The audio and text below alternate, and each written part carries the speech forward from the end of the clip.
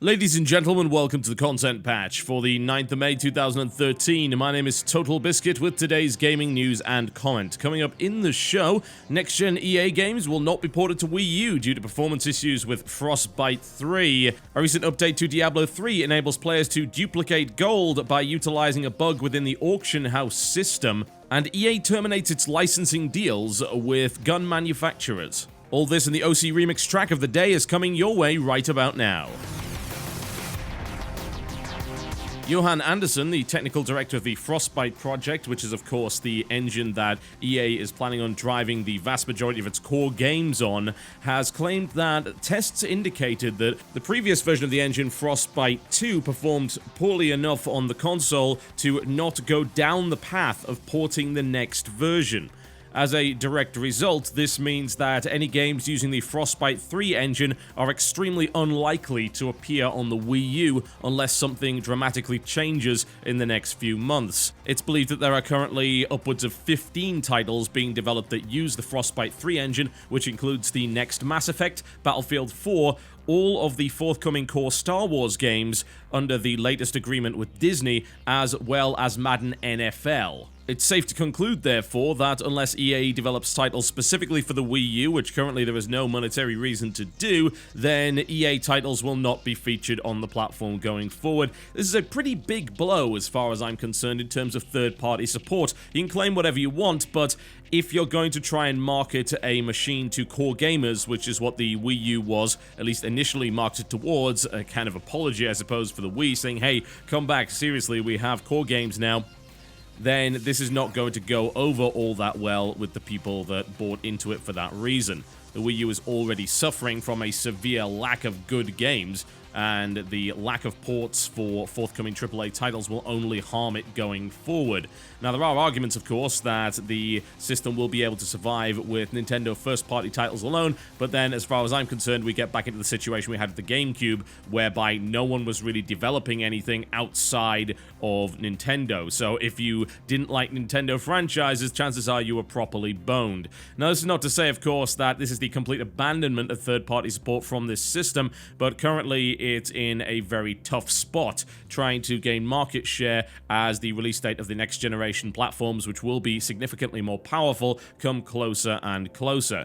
The current lack of AAA titles, as well as just anything that can really sell the system in a big way, continues to be an albatross around the Wii U's neck, with hopes that Pikmin 3 will, in fact, raise the profile and the sales figures of the system. Now, it's safe to say that Nintendo consoles tend to be slow burners. The DS and the 3DS both started off very, very slowly. However, their home consoles not so much. The Wii, of course, could not be found anywhere around its launch. It was sold out across the board, and it had a large amount of coverage. The Wii U, on the other hand, not so much. It's very easy to acquire one of those consoles. It was even easy to acquire one around launch, despite the fact that the supplies were supposedly quite limited in the first place. And since the release of the system, there have only been a couple of games that have really attracted gamers to it, including the new version of Monster Hunter 3, as well as Lego City Undercover. This is not good. It's not good at all. More to the point, though, it leads to more speculation about the actual power of this system. If Frostbite 2 would not run particularly well on the console, then next-generation engines like Unreal 4 and Frostbite 3 don't really have much of a chance of doing too well either when you think about it. This means that the Wii U could be very quickly left in the dirt as the next generation rolls forward, and we'll end up in a situation like the Wii, where very poor ports were put onto the system before companies just gave up on the idea and scrapped it entirely. I'm sure I'm not the only one to remember the rather disastrous port of Far Cry to the system around its launch, as well as, of course, the lackluster ports of Call of Duty. Not exactly ideal. Then, of course, you get back into that situation where with the Wii, it was successful due to its casual titles, and the stuff that came out for it later, including Just Dance, really helped power the system forward. But unfortunately, that came at the cost of good core games, and companies just stopped developing them for the system because nobody was buying them to begin with. So this isn't good news. Not at all. And considering that Ubisoft seems to be very disappointed with the performance of the Wii U as well, regardless of the fact that they were a big supporter of it on launch, I can't imagine that we're going to be seeing third-party developers or publishers flock to this system until there are enough good first-party system sellers to actually get a good market share behind it.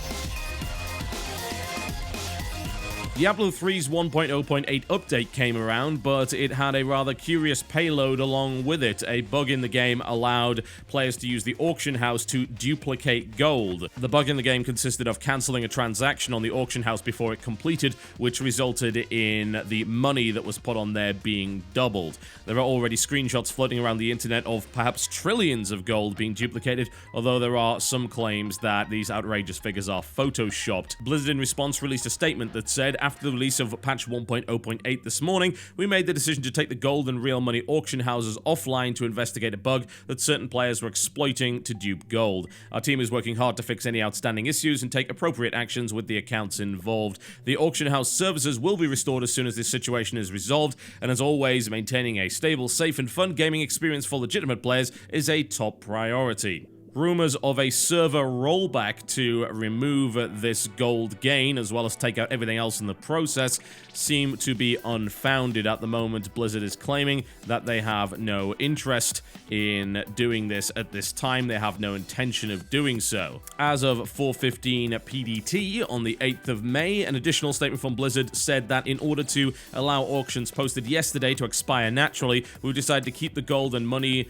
auction house in maintenance mode until tomorrow morning. We're currently targeting 10 a.m. PDT, but we'll provide an update for everyone earlier than that. At that point, we'll be able to give a much more solid ETA as to when the service will be up and running again. Gold trades are disabled for the time being, and they'll keep you posted as to when this thing actually blows over.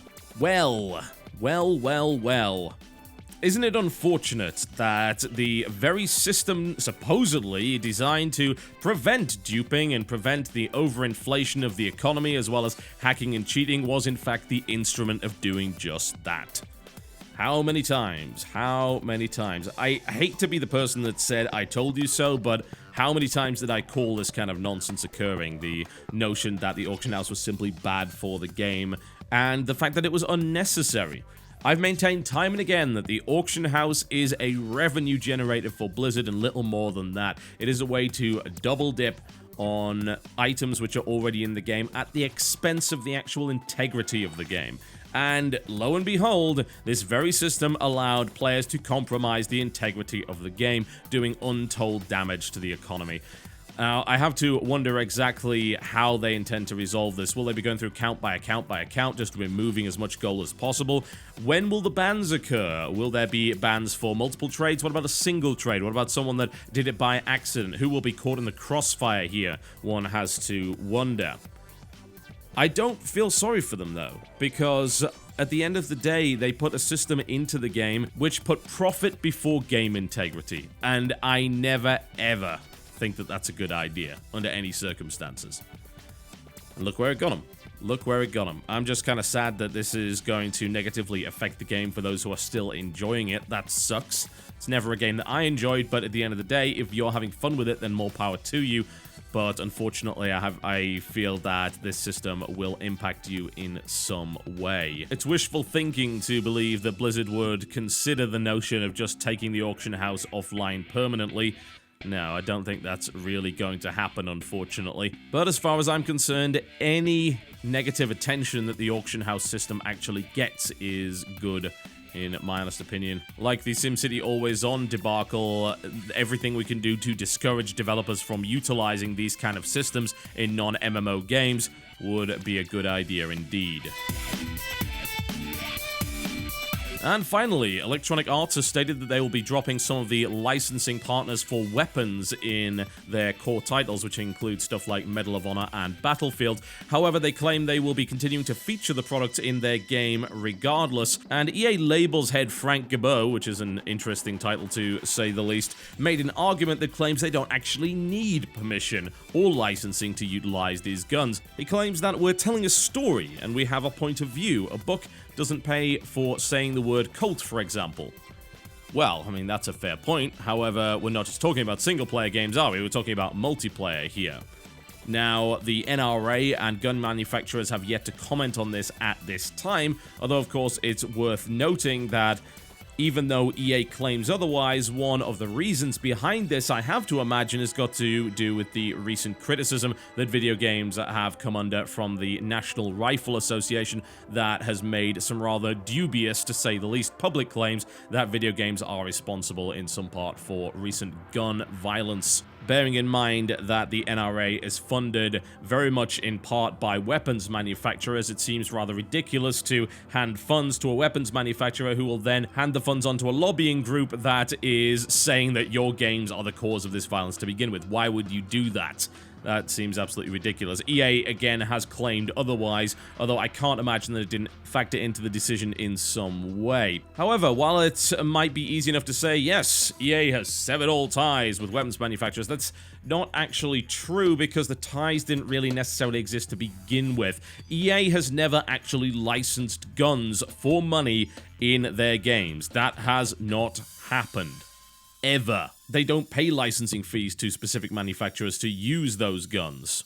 So, what's been going on? What was the agreement? Well, there was an agreement, and it actually involved charity, funnily enough. It was to do with Medal of Honor Warfighter, and in that case, they ended up having an agreement where they encouraged gun manufacturers that were featured in the game, such as Magpul, to donate to a specific charity. In turn, those manufacturers were featured prominently on part of the website as so-called authentic brands. And of course, there were also promotional videos. Perhaps you might remember some of the videos regarding Aotech sites. Now, after this occurred, they eventually removed the links from the website due to some controversy that suggested that EA promoting real weapons manufacturers didn't seem like a particularly good idea at the time. One of the articles in question was written by Gameological.com that claimed that EA had ventured into so-called murky moral territory in their quest for realism by promoting what it claimed were killing tools and weapons responsible for killing over 10,000 people a year. Yeah, well, this is getting dangerously close to political speech, and I have no intention of sharing my opinion on gun control or lack thereof with anyone because it's not relevant to video games. However, I feel that EA was certainly caving under unnecessary pressure there. Quite frankly, they are featuring those manufacturers in their games anyway, and even without seeing links on the site, you actually know what companies create these weapons anyway, because that's the kind of thing that you learn from video games. You want to know useless information like the magazine size of an M16? That is an easy thing to learn. You want to know who manufactures them? What the civilian version is? Yeah, you'll probably know that as a result of even passing interest in firearms, which may very well have been generated by video games in the first place, because let's be honest, an awful lot of people think that firearms are just cool. And yeah, okay, if you have an interest in firearms, fine. A lot of people that play video games have some kind of passing interest or knowledge of real-world firearms. That is safe to say. Anyway, the point is that these licensing agreements don't exist. There are currently no ongoing court cases involving EA and firearms manufacturers, although they are embroiled in a case with Bell Helicopters as a result of the use of a branded Bell helicopter in the Battlefield games, apparently without permission. And as far as we know, there are currently no major publishers that actually have licensing deals with firearms manufacturers. Call of Duty doesn't license its guns either. Now, the statement that a book doesn't have to pay royalties for mentioning the word cult is of course true. However, of course, in that context, it is an integral part of the story and nothing but that. The book itself, the argument I would have made anyway, is that the book itself doesn't benefit from the cult brand. Yeah? It doesn't benefit in any way from doing that. It just adds a slight bit of authenticity, whereas multiplayer-focused first-person modern military shooters like Call of Duty and Battlefield benefit significantly from the brands that are associated with these firearms. The authenticity is vitally important to creating this overall authentic experience that they're looking to put forward to you as a consumer. So maybe that's the argument that could be used there, but that assumes, of course, that the gun manufacturers even want to. Right now, they're showing no interest in doing so. It can be argued that there's something of a symbiotic relationship going on between the two, and neither wishes to disturb the status quo. So in this case for EA, I've got to say this is mostly a PR move more so than anything else, and really doesn't change a damn thing. Alright folks, that's me done for the day. Thank you very much for watching the content patch. I'd like to remind you that the Guns of Icarus TGS Battle Royale will be occurring on Friday. There will be 8 different perspectives from various channels on my team aboard the HMS Release the Kraken. We have myself at the helm, as well as Kraken, the first mate, Chief Gunnery and Tactical Officer Angry Joe, and Chief Engineer and Bosun Peanut Butter Gamer. We will be going up against the team of Maximilian Valentine, aka Jesse Cox, with Dodger, Cry, and Markiplier captaining their ship, which will of course be shot out of the sky in a horrendous and entertaining ball of flames. One way or the other, there will be multiple perspectives posted on Friday, as well as the highlights reel, which will be available on youtube.com/thegamestation. Do remember to check it out because it will be a fun time. Now, before I go, it is time to play some OC Remix, I think. A track of the day from these guys.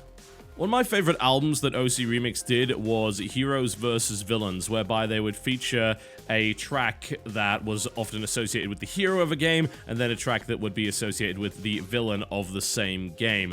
This included a wide variety of different titles, including Zelda, as well as Kirby, Street Fighter, and Monkey Island. Yes, indeed.